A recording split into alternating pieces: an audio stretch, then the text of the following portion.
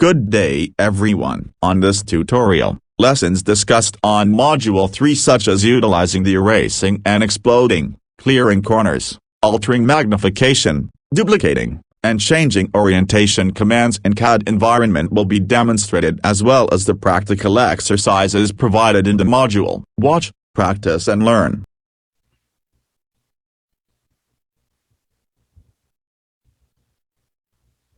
All right. Okay. So this is the third video tutorial on this MOOC. So we will be discussing the modify commands, no? So these commands are utilized to modify, change, or alter a geometric figure. So usually the modify commands of AutoCAD is divided into 4 categories. Okay, so we have the erasing and exploding commands. So nandyan sila erase, explode, and overkill. Then the duplicating commands like copy, mirror, offset, and array. While the clearing corners command, so we have fillet, chamfer, and the blended curves. Okay, then the altering magnification commands such as trim, extend, scale, stretch, join, break, and lengthen. Okay, so of course, before we modify an object, we need to create an object first. Okay, so let us create a rectangle. Say 8 by 6. Okay, so then another rectangle, that one, then another rectangle, maybe that one. Okay, so example, I want to erase this rectangle. Of course, all I need to do is to type the erase command, just by pressing the shortcut or the alias E, then press enter, then select the object you want to delete. Then after selecting it, just press enter. Okay, so undo. Okay, might want to use this icon to erase an object, or simply select the object, then press the delete key on your keyboard, so you will be able to delete an object. Okay, so next is explode command. Okay, so we all know that rectangle is a closed polyline object. It's a single object, so if you want to break each into its component objects, you might want to use command explode. Okay, just simply type X, then select the object, then press enter. Okay, so as you can see, this rectangle has been exploded into its component object.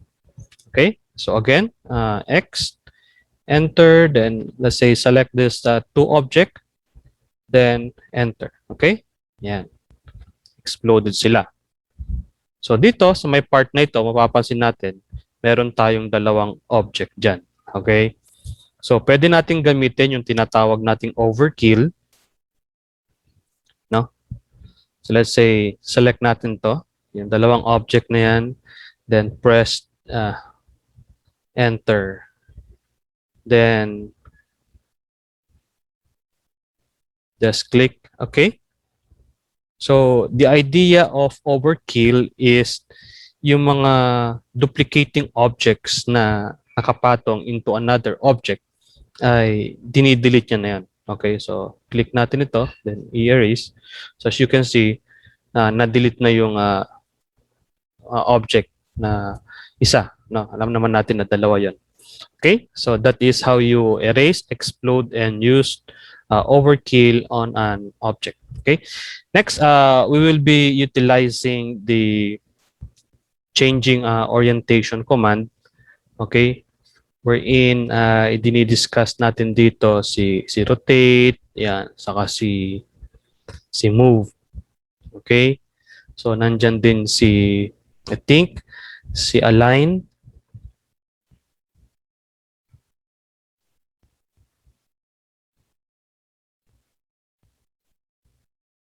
Yes, okay. So let us discuss that. So let me create another rectangle here. Okay. Then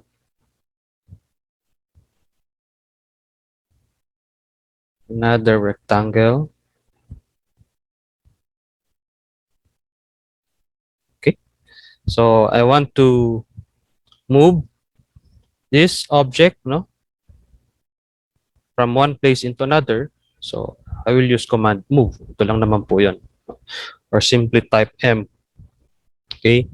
Then sa baba, papansin niyo, you need to specify the base point. So this will be also serve as your insertion point when you move an object. Okay. So you might want to click the midpoint, for example.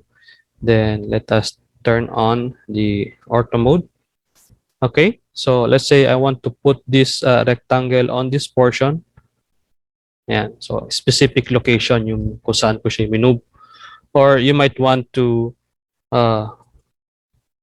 move an object based on the direct distance entry. All right. So you need to specify the direction, then input the distance. So let's say 6 units. Okay. Yan. Nag-move yung object ninyo 6 units from its original position. So next is we have command rotate. Okay. So let's say let us rotate this object, no? Then specify the best point. Okay. So turn off natin yung ortho mode para makita nyo. So you can rotate an object, no, manually, or you might want to rotate an object with a specified angle of rotation. Okay? So, pwede naman natin magawa. So, let's say, i-rotate natin ito ng 45 degrees. So, automatically, the object will be rotate.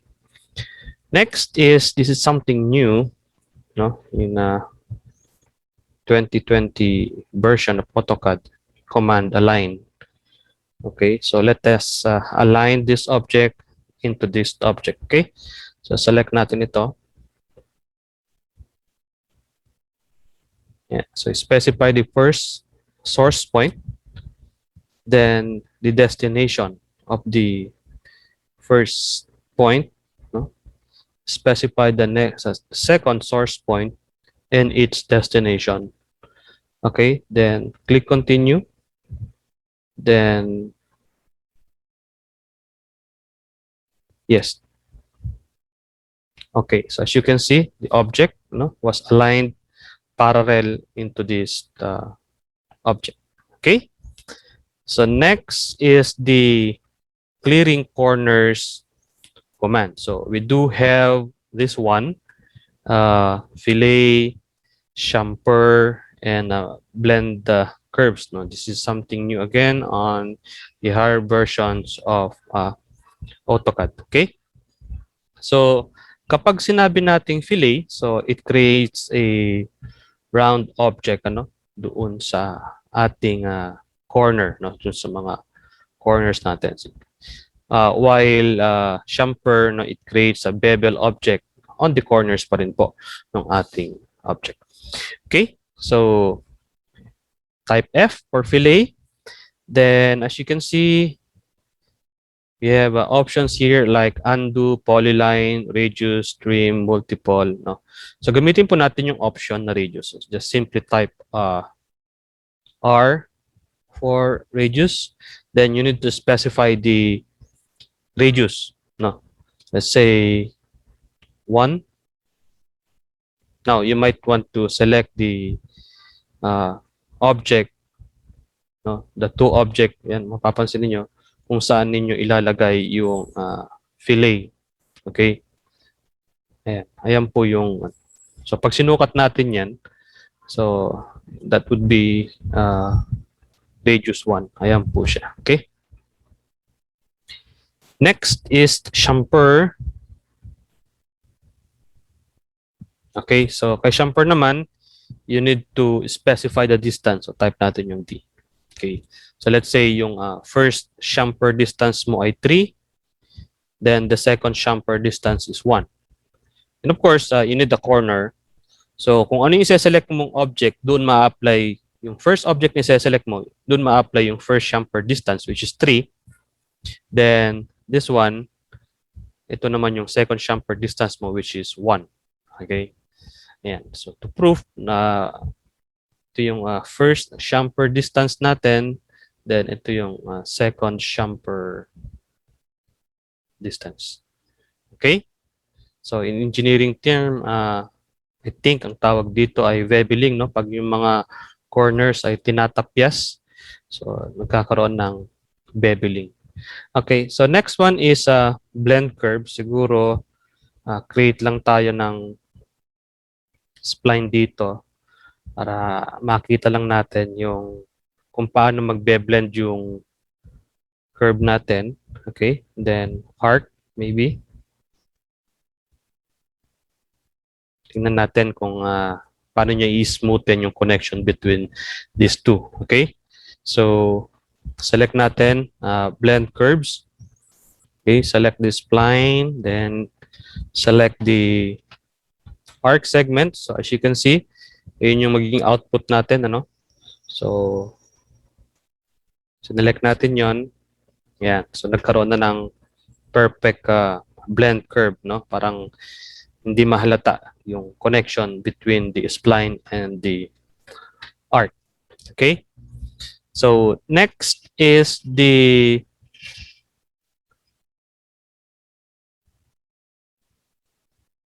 duplicating command. No. So duplicating command, so sabihin nun, dumadami. Okay, duplicate nga siya or nare-replicate eka nga. Okay, so we do have copy, offset, mirror, and array. So iba't iba yung style nila nung pagduduplicate ng object. So dito mapapansin nyo mamaya kung paano natin gagamitin yung mga duplicating commands na yan. Okay? Of course, copy. No? So you can copy an object. So something like this one. So specify the base point. So you might want to select this one, no? To continue. Tuloy-tuloy lang siya. So yan yung second point of displacement. Okay? Yan. So you are copying an object. Multiple copies, kahit ilan po yan.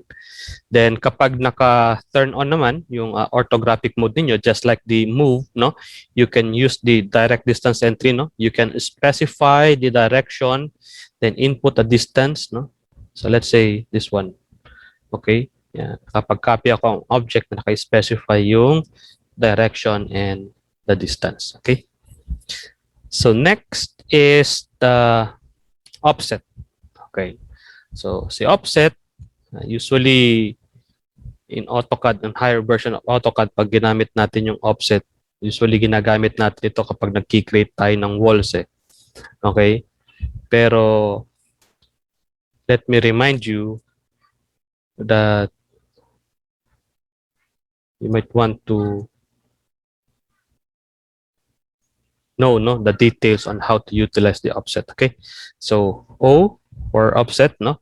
You need to specify the offset distance. Inuutusan po tayo. Specify the offset distance. So let's say input tayo ng 0.075. Okay, yun yung sukat na gagamitin natin. So kapag ang object na i-offset mo is vertical, so ang offset side mo is left or right. Okay? So select natin to. Then offset to the left. Select offset to the right. Okay? Click. Kapag horizontal, up and down. Okay?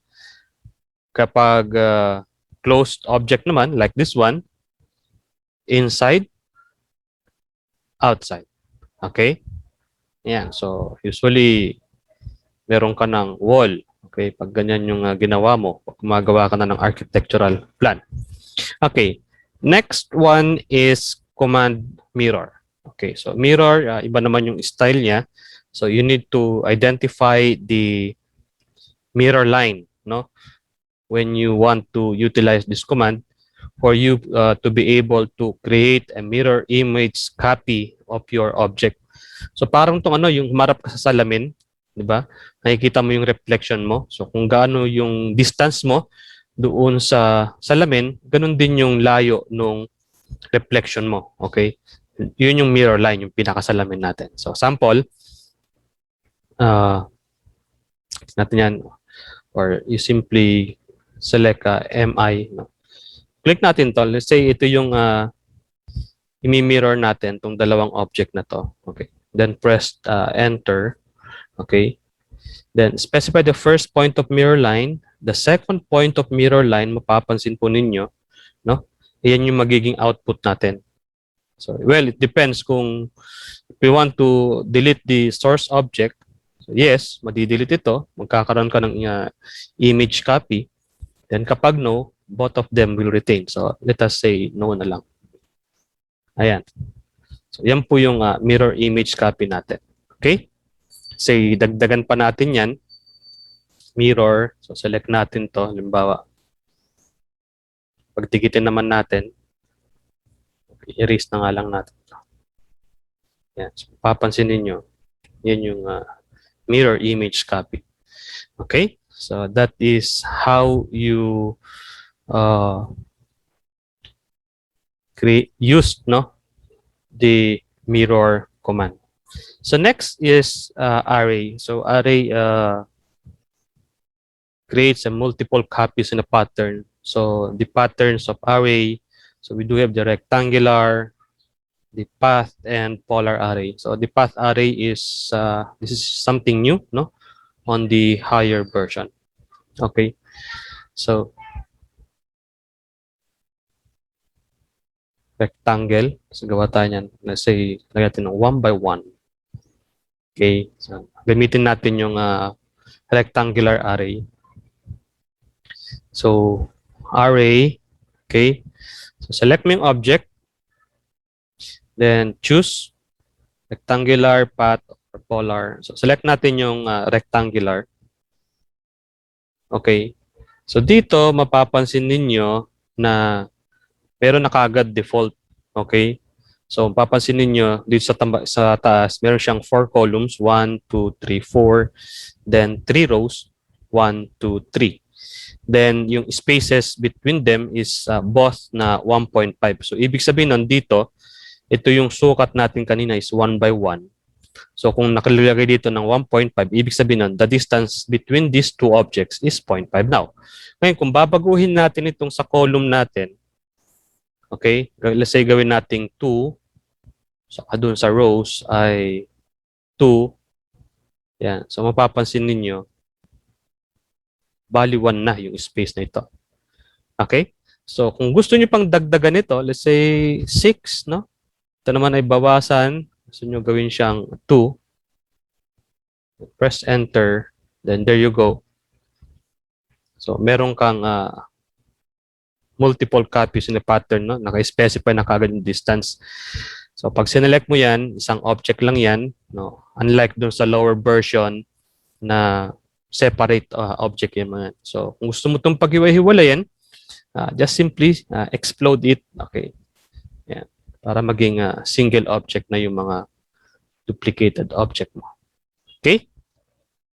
So, next one is gamitin naman natin yung path.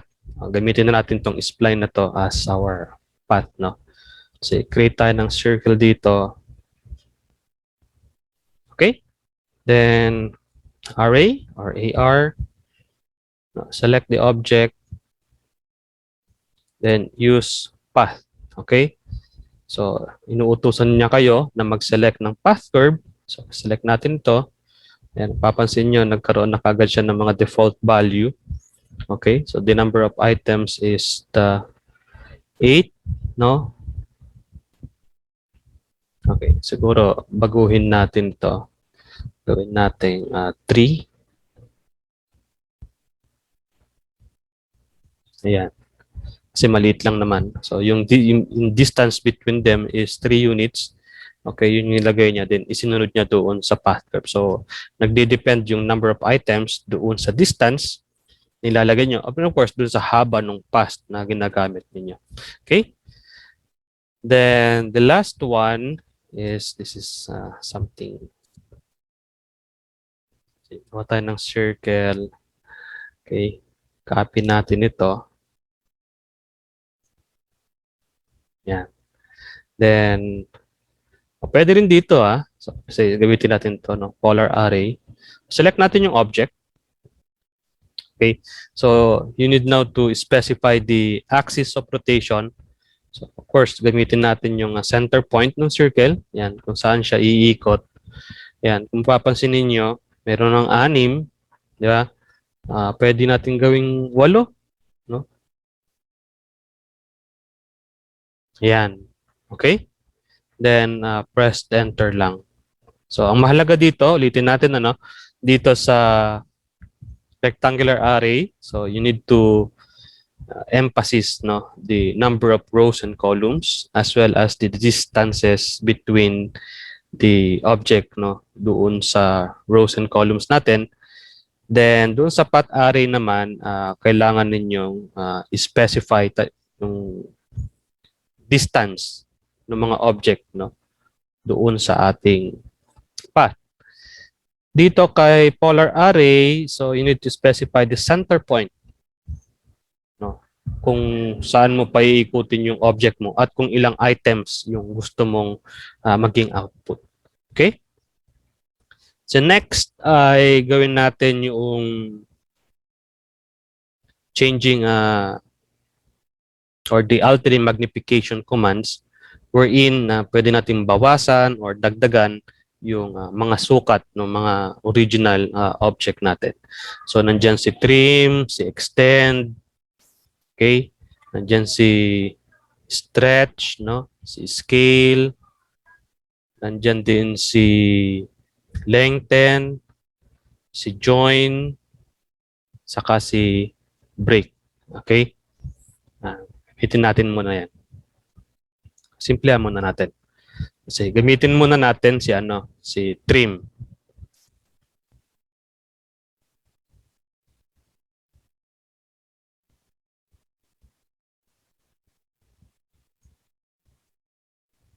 Okay?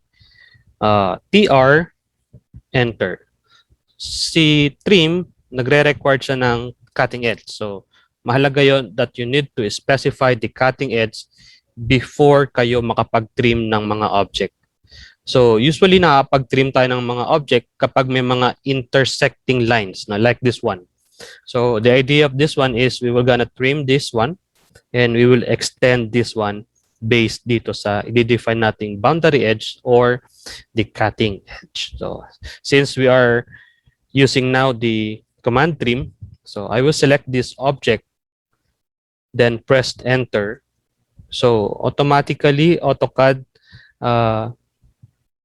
make this object as the cutting edge. So, therefore, lahat ng naka-intersect sa kanya ay pwede ko nang maputol.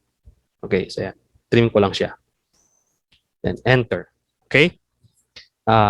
Extend naman ay pwede naman natin itong select as the boundary edge, then press enter. So, meaning, lahat ng object na pwedeng ma-extend sa kanya ay ma-extend.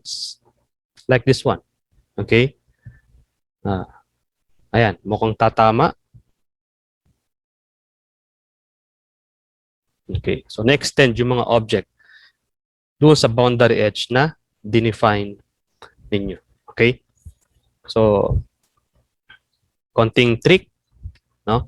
So, TR, enter. So, instead of selecting of an object to define as the cutting edge, just press the enter, no? It means that all the objects here now is defined as the cutting edge. So, as long as may naka-intersect sila, ay pwede na nating putulin. So, something like this one. There you go. Okay? Ayan. Diba? Okay. Then, so the same with command extend. So, EX, enter, enter.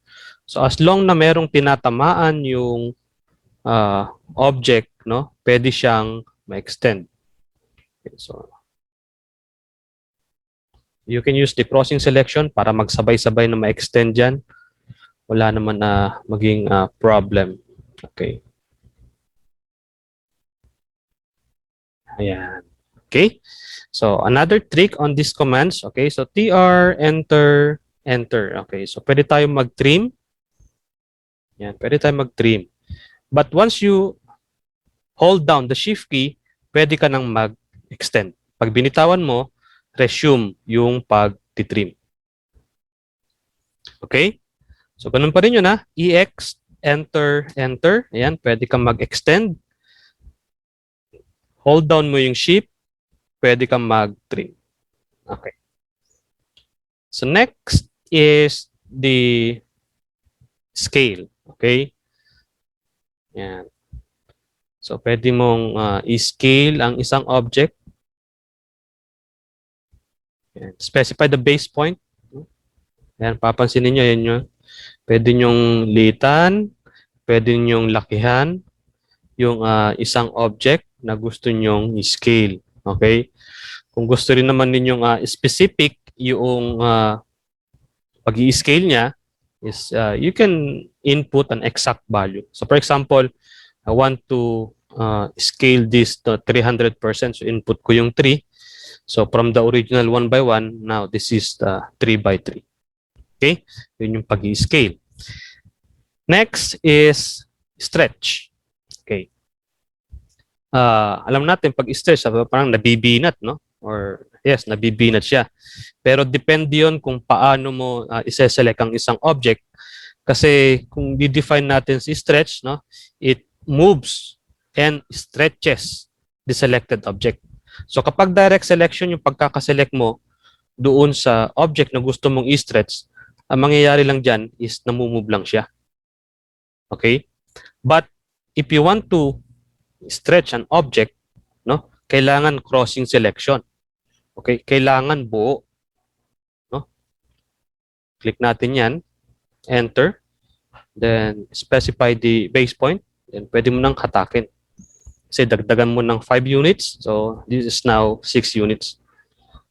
So, dapat maging aware din kayo doon na kailangan pag nag-crossing selection kayo, dapat buo. Kasi kapag kalahati lang, usually, ang mangyayari, ang ma-stretch lang, is yung portion lang na yun. Okay? So, that is how you utilize stretch. Okay? Line.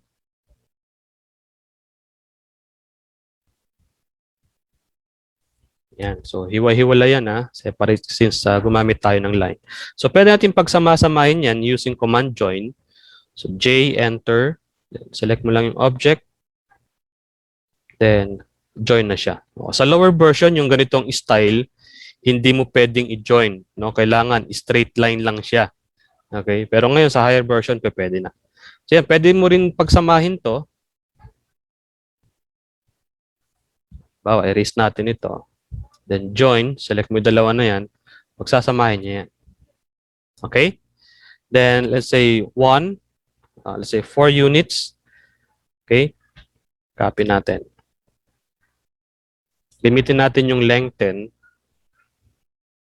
Okay? So let's say gamitin natin yung option na total. Kasi gawin natin tong 8. Select natin ito. Ayan, mapapansin nyo, yun yung output. from the original na 4, nagdagdag siya ng 4 to make it 8. So, lengthen. Okay? So, kasi gamitin naman natin yung 2. Ayan. Binawasan naman niya. Okay, so i-specify mo yung sukat ng isang object. Okay, so that is lengthen. Then, next is break. Okay, so BR.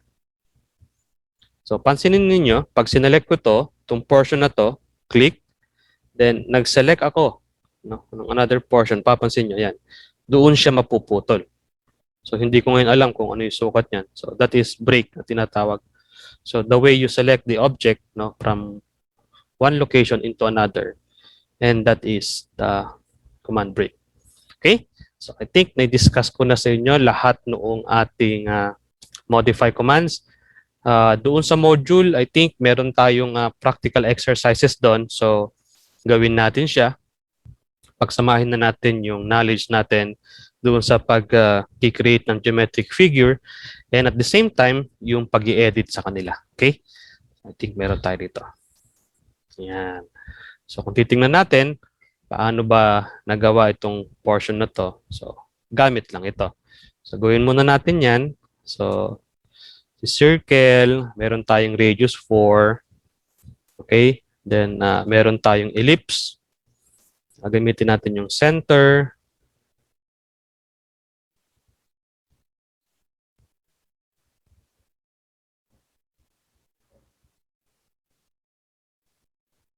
Okay? So, going on this direction, meron tayong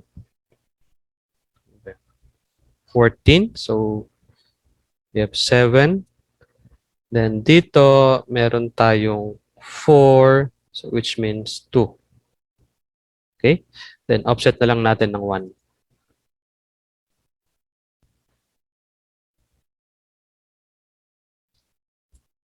Offset 0.5.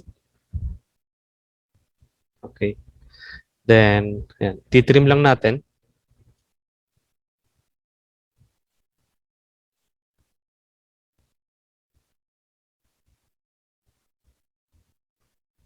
Then, hatch.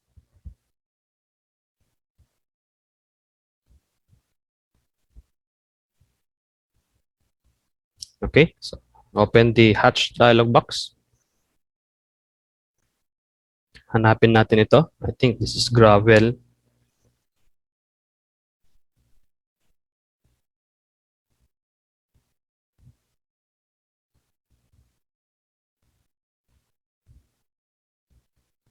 Add pick points.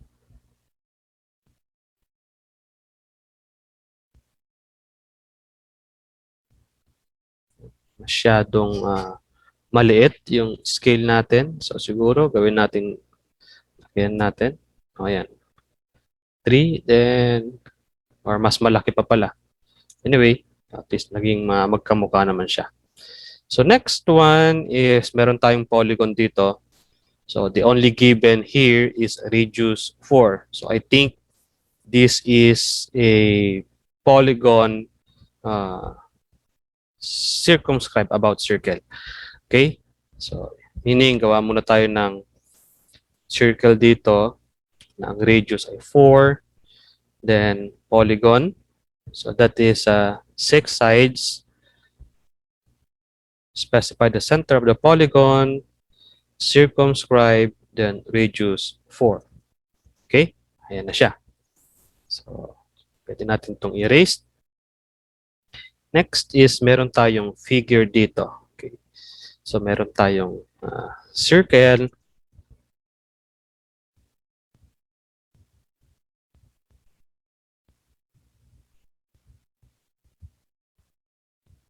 Okay.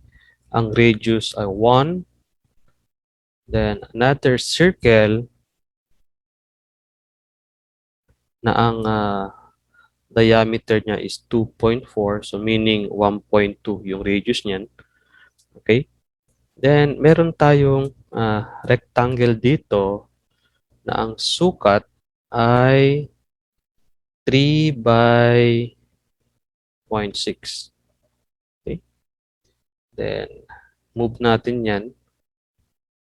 So, yung geometric center doon sa center point nung circle natin. Okay? Then, pwede na tayong mag-trim, I believe. Pero meron pa tayong line dito.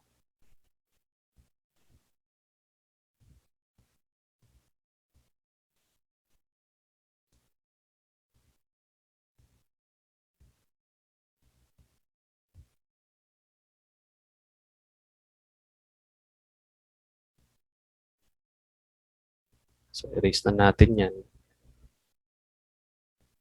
Yan. Okay. So, pwede nyo pagsama-samahin ito. So, group lang ninyo sila. Group. Select and enter. Ayan. Then, move. Punta rito. At meron siyang naka-specify na distance which is 0.3. Okay? So, move natin yan. 0.3. Then, I think gumamit tayo dito ng polar array. Okay?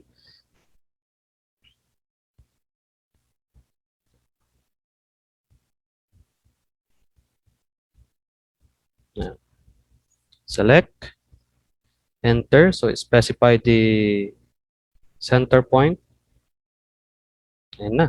6 sides. Eksakto. Ayan. So, meron tayong gawa natin yung output. Okay. Then, meron tayong rectangle dito na ang sukat ay 6 by 6. Then, meron siyang diagonal line. Okay? So, think ay nag-create ng boundary on both sides. Then, offset na lang yan. Lapit lang ako. Makita natin yung output natin. Okay? Offset 0.5.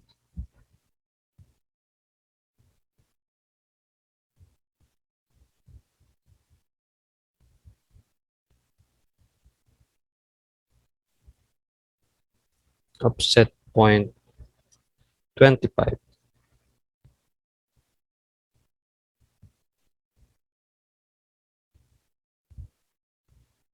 Okay. Then, pwede natin itong erase. Offset 0.25 lang ulit. Doon sa labas. 1, 2. Yung original natin. Then, ito ay pwede na nating i-mirror.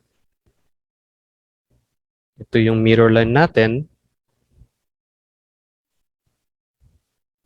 Then, erase. This. Okay. Then, rotate lang natin siya ng I think 45 degrees. Okay. So, that's it. Then, next one is this one. So, meron tayong given circle radius 3.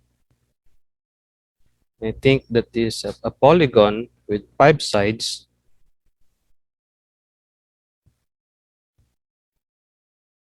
Then inscribe in circle. Then radius 3. Okay. So rotate.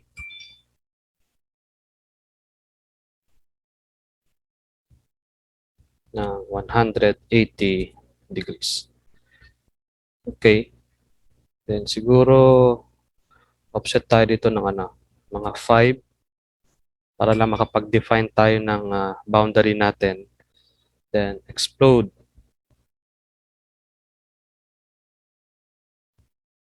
Then extend.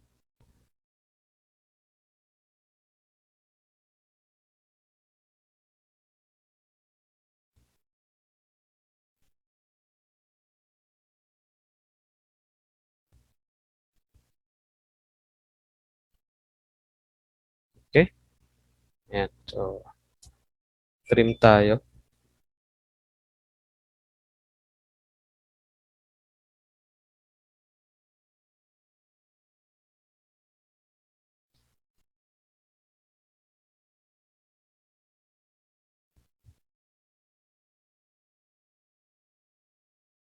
Pwede natin itong erase. Then, offset 3. Or I believe that is 1. Okay. Erase na natin ito. Then again, TR, enter, enter. So again, basta may naka-intersect ay pwede na natin siyang putulin.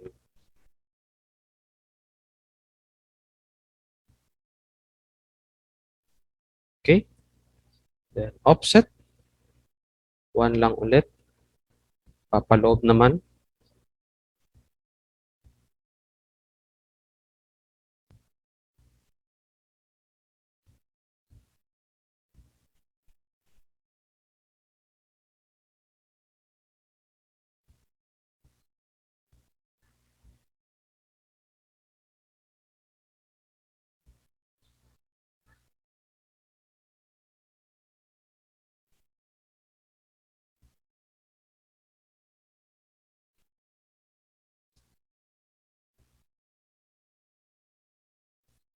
Delay, reduce, 0.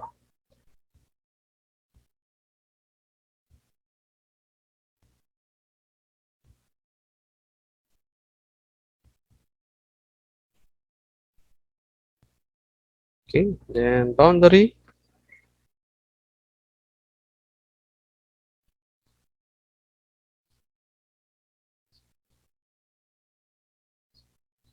Offset 1.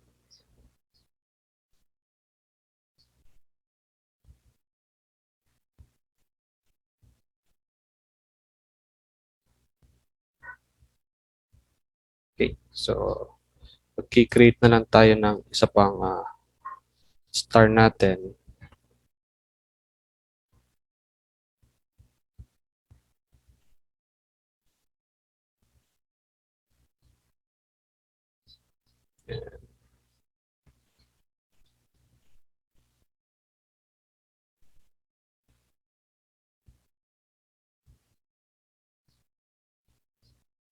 And trim. Okay. So, erase natin ito.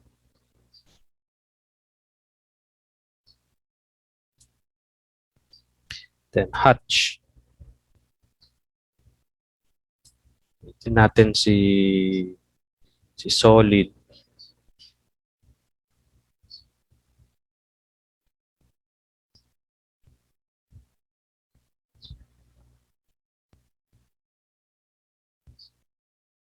Then there you go.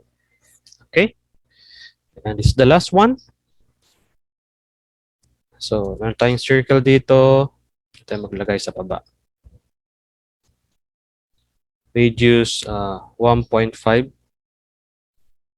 Then meron tayong ellipse. Ang sukat ay 3 by 1.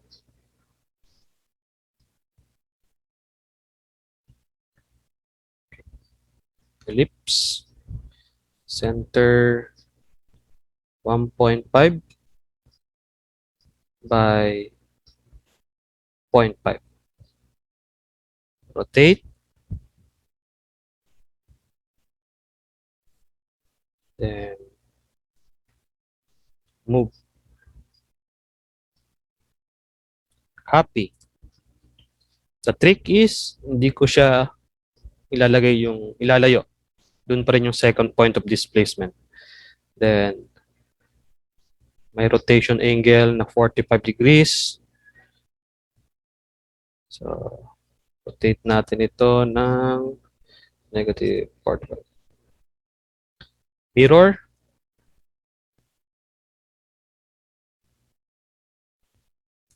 Then, just trim it.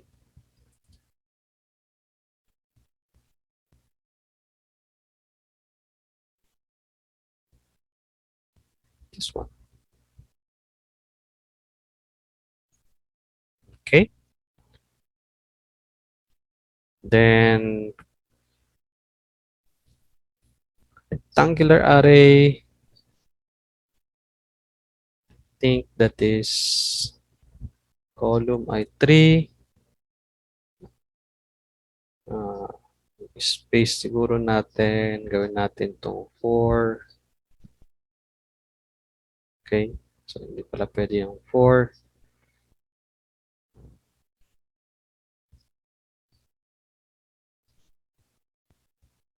This is 5. Yeah. Anyway, that's something na nagawa natin. Okay? So, na-discuss natin lahat ng modify commands. Then, na-demo natin yung practical exercises. See you on the next tutorial. Okay, goodbye.